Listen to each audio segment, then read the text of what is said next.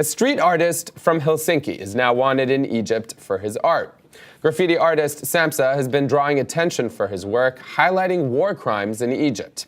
The work can be seen in the streets from Brooklyn and Paris, featuring the hashtag el-Sisi war crimes, which is referring to the military leader and presidential candidate that's expected to win the presidential elections that are coming up. Now, the work doesn't appear in Egypt, but it's been enough to get him and his fellow artists labeled terrorists there. We have graffiti artist Sampsa, who is joining us from an undisclosed location. I'm so thrilled that you could be with us. And I want to start by just having you tell us a little bit about your art. When did you start this particular series? Sisi war crimes just started a few months ago, but the idea of using social mechanisms and street art in tandem is about a few years now. Our first campaign was to attempt to change copyright laws in Finland, and this is the first time that we worked with an organization called Open Ministry, as well as Electronic Frontier Finland, in order to submit a proposal to Finnish Parliament, where it's currently being voted on now. And, you know, why is it so important to you and your fellow artists to actually focus on this specifically? Obviously, Egypt is a very polarized country. The Muslim Brotherhood's now been deemed a terrorist organization. Some people using that same label for you. Why focus on General Abdel Fattah el-Sisi? I think that, first off, even coming in contact with Egypt and the street art movement, those guys are pioneers of pushing political change with murals, and this is something that in Finland we were very inspired by. As you already know, I guess 2010 to 2011 is when there was an absolute explosion of street art, and it wasn't, like when you walk around Europe where you see squirrels and butterflies everywhere. It was martyr murals. So this was very inspiring to us, and then of course sharing the specific moment with an Egyptian street artist in Helsinki, watching YouTube feeds of people getting murdered on TV and then just bloody bodies everywhere was something that stuck with us.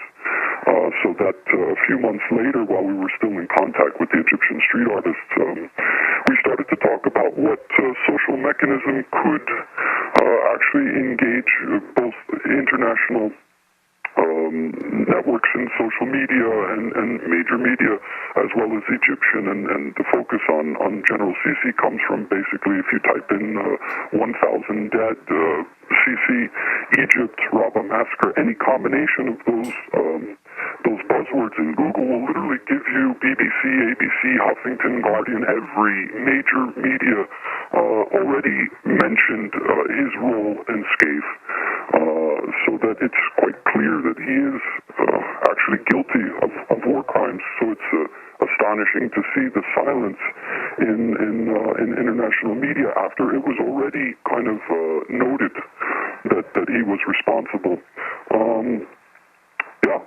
Engaging UN Security Council specifically because, as a social mechanism, is specifically because Egypt hasn't signed the Statute of Rome, which means that if Amnesty International pushes the referral as a committee, as a steering committee member, it won't do anything. It actually requires UN Security Council to get involved, and I think that the reason why they're not calling it a military coup in major media is because the United States continues to give money and aid. It would be against their laws, of course, to send money into a coup. Of course, and you know, there are long historic ties between the United States government and Egypt's military, specifically the military, which is of course now leading the government.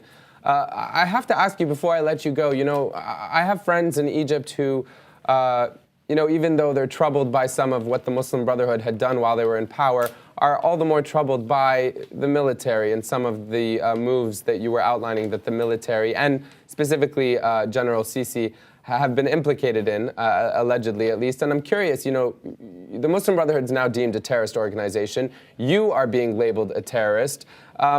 In light of everything that's unfolded in recent years, are you surprised by this accusation?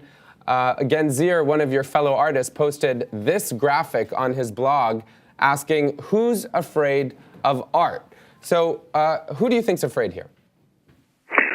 Absolutely. I think Sisi's response, I mean, of course, the network, the news network that first announced that we're terrorists, specifically had released a private message from Sisi just a week previous, which indicates already that they have quite a close relationship with state security.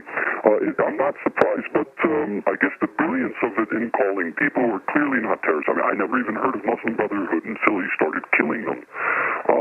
And then to, of course, all of a sudden be thrown into the pool with them, it makes it slightly ironic, but also it starts to take away the meaning of what it is to be a terrorist, if anybody can be called a terrorist.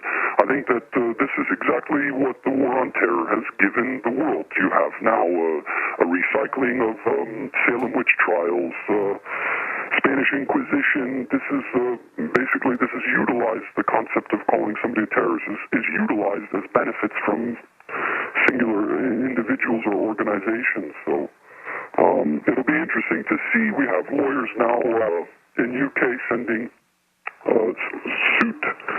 letters of suit to both the national state paper that released an article that we're terrorists, as well as the television channel, to get, of course, a public apology. This is madness. You would have to indicate, they said political analysts, in quote, have given them the information. That's a load of crap, so... Well, Sampsa, I do want to thank you for taking the time to join us to talk about your important work, what I find to be at least important in keeping the conversation going, which is important to us here at HuffPost Live. Thanks for being with us. No worries. Thanks, man.